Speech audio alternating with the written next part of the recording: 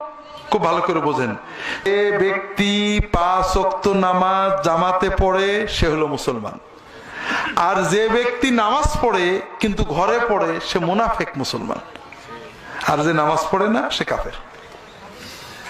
কিন্তু আমরা জামাতের গুরুত্ব বুঝি না ভাই। সারা রাত তাহাজ্জুদ পড়ার চেয়ে জামাতে নামাজ পড়া অনেক গুরুত্ব।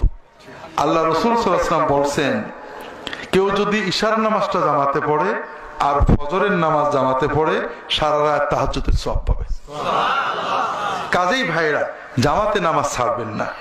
অনেকে বলে যে অমুকের পিছনে নামাজ হয় না, তমকে ও ভালো ইমাম না।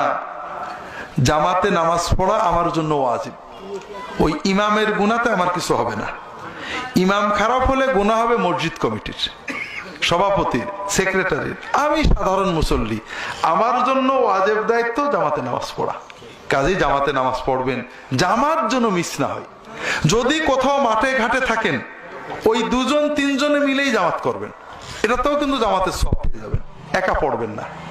লুঙ্গি পরে, টুপি মাথায় দিয়ে, গেঞ্জি গায়ে দিয়ে, হাঁটু সমান কাপড় পরে, কাদা সহ অজু করে ওই মাঠে 3 দাঁড়িয়েই জামাতে নামাজ পড়বেন।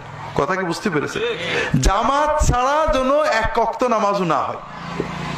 আর বিশেষ করে ফজর এবং ইশার জামাত, মসজিদে যাওয়া হলো ইমানের লক্ষণ, আর বাড়ি পড়া হলো মুনাফিকের লক্ষণ।